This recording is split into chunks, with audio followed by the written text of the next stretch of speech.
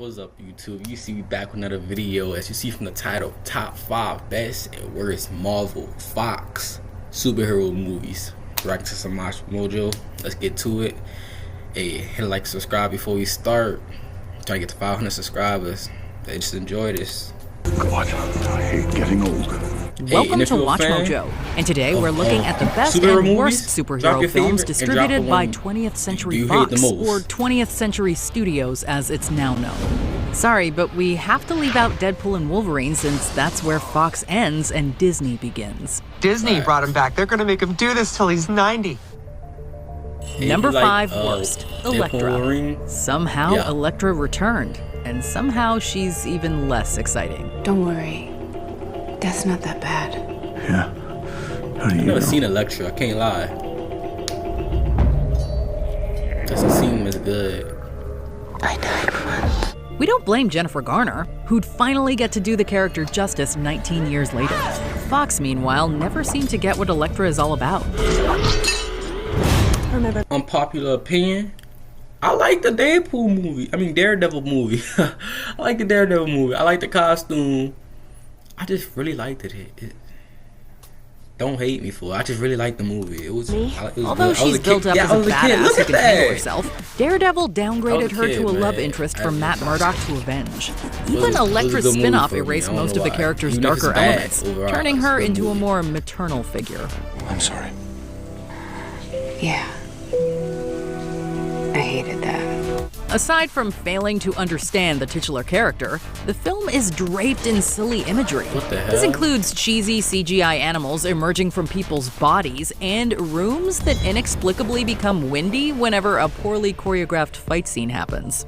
Are you posing for a superhero movie or a Neutrogena commercial? Okay, that looks stupid. Number 5 best, X2, X-Men United.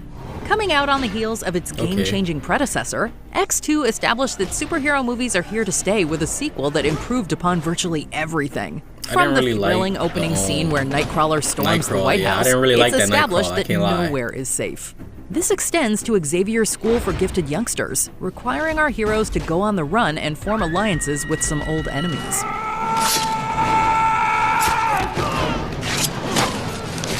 The film further demonstrated to mainstream audiences that superheroes could not only exist in a more grounded world, but also mirror real-life struggles like coming out to one's parents. Ollie, have you tried not being a mutant? Unlike some X-Men films that followed, X2 is an ensemble piece that gives almost every major character a time to shine, earning the United in its title. Quote-unquote, Next movie's yours.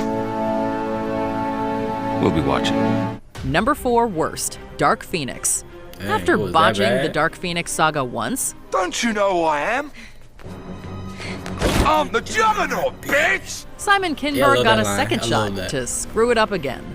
Adding to the disappointment, this was a farewell for several cast members. The writing was on the wall as Fox merged with Disney, meaning these characters would soon be in new hands. Because we're taking bigger and bigger risks. And for what? Please, tell me it's not your ego. Watching Dark Phoenix, you sense that everyone involved figured the ship was sinking. Why bother trying to stay afloat? Even aboard the Titanic, though, the band played on until the end. As an adaptation of an iconic comic storyline and a send-off for this generation of X-Men, the action lacks scale, the story lacks closure, and the whole production lacks heart. Rather than rise like a phoenix, it blows by like a pile of ashes. But nobody cares anymore. Number 4 best, X-Men First Class. That was a good movie. I can't believe that came out 2011. What? Like 2013, 14. Perfection. Its big screen journey started strong, but by 2011, X-Men desperately needed an overhaul.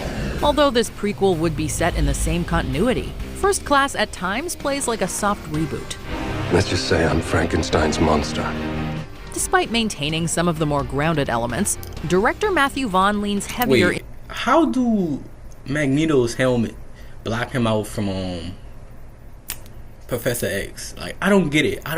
Can someone tell me what it is with the helmet, because that makes it so powerful from telepaths, please. Into the bright colors, quippy type humor, of metal and or something. eccentric personalities the comics are known for. This balance signified a new era of X-Men and superhero movies in general. While the characters are no longer ashamed to be seen in yellow spandex, the film doesn't lose sight of its deeper themes. I didn't know I still had that. There's so much more to you than you know. Not just pain and anger. Magneto's good too, I felt it. Charles this might be the best cinematic portrayal like of Charles Xavier and Eric Lensher's dynamic, seeing a friendship turn to rivalry as their worldviews force them to choose sides. Number 3 worst, Turbo, a Power Rangers movie. We bet you forgot this was a Fox release. Unfortunately, Turbo has plagued our memories since 1997. I like it. I can't count. I was a kid. I liked it everything as a kid. Maybe we're not trying hard enough. Don't blame me, bro. Yeah, that was. This was the point where many 90s kids asked, am I getting too old for Power Rangers? The answer is no, you're never too old. The franchise just hit an all-time low point. Some might point to little Justin as a sharp jumping point. Guys, I'm the new Blue Ranger. Isn't that cool or what? We guess this character was supposed to bring in a younger demographic, although Power Rangers has always catered to kids. While Justin did not help, he's far from Turbo's only problem.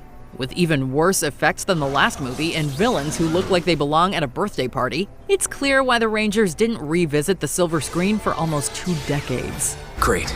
Then what? Then nothing will be safe. Number 3 best, X-Men Days of Future Past. Bridging 2 generations of X-Men cast members, Days of Future Past was a benchmark for the Fox era. Logan, you're going to have to do for me what I once did for you. Lead me, guide me.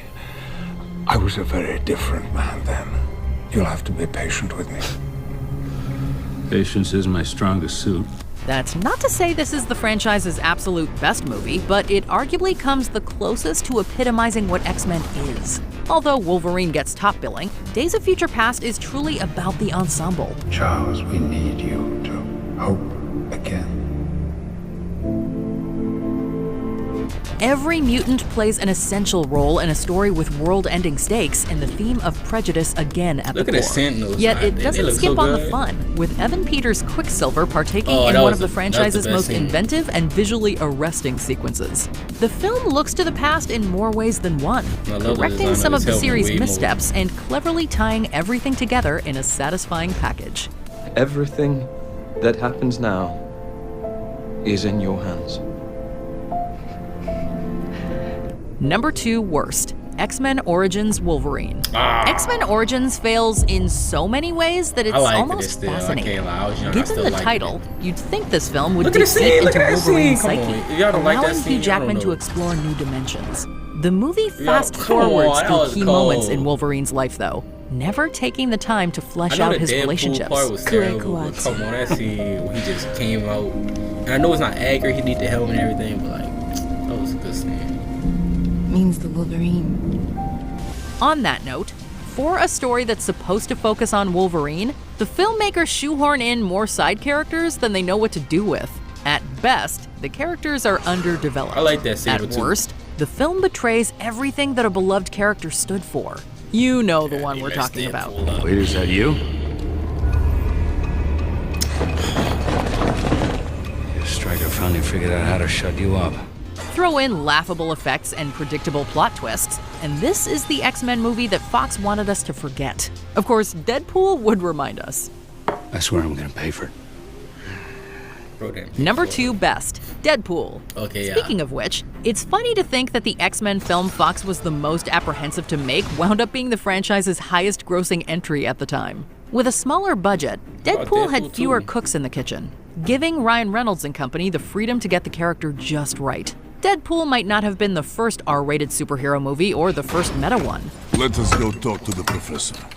McAvoy or Stewart? These timelines are so confusing. Unlike a few of its predecessors, though, Deadpool managed to be edgy without trying too hard and self-aware without veering into straight-up satire. Zip it, Thanos, we have a deal. Although it takes a village to make any movie, it's safe to say Deadpool would not have worked without Reynolds, who was born to play this character in sequels and beyond, most likely until he's 90. Yeah. Number 1 worst, Fantastic Four. Ah, come on. I liked it. I know I'm keep saying it, but I liked it. Once upon a time, Tim Story's Fantastic Four movies were considered the worst of the worst, and Josh Trank was a promising young director, having made the superhero thriller Chronicle. Nowadays, those other Fantastic Four films feel like warm memories, and Trank has struggled to shake the 2015 movie's reputation. Trank can't carry all the blame, as Fox ordered reshoots without his involvement. Wait, stop. Okay, let me explain. Why? I'm no good to you, to anyone. This is all my fault. That we can agree on. Whether or not Trank's vision would have been better, the disjointed end product defines everything wrong with modern movie making. Fantastic Four is devoid of joy, passion, and virtually anything that made comic book fans fall in love with these characters. Fox forever has an important place in superhero movie history, but when it came to this team, they always dropped the ball. It's fantastic.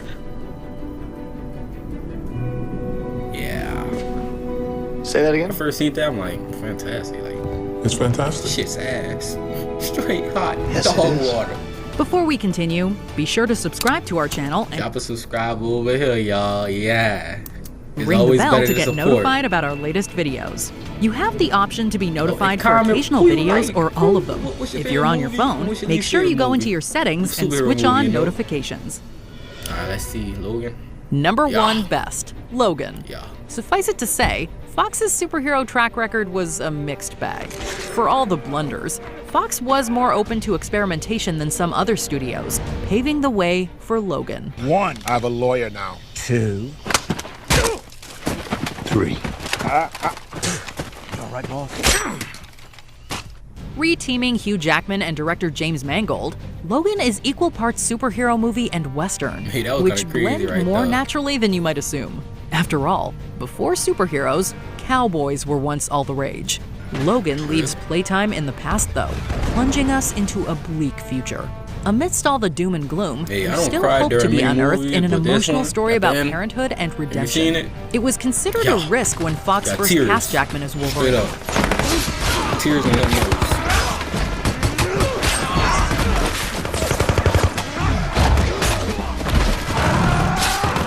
It's only fitting that his Fox tenure would end with another risk that paid off spectacularly. Tell me what they made you. What's your favorite Fox superhero movie? Which do you think bombed? Hey, thank y'all for watching the video. This is the end of it. Make sure y'all leave a like and subscribe. The next video I'm gonna be doing it on is gonna be like in a little while, like give me 2-3 weeks just for everything to get right. For a better better microphone, and just to get all the editing right, because it's gonna be on Sakura. I ain't gonna tell you why, but it's gonna be on Sakura. So y'all have a good one. Peace.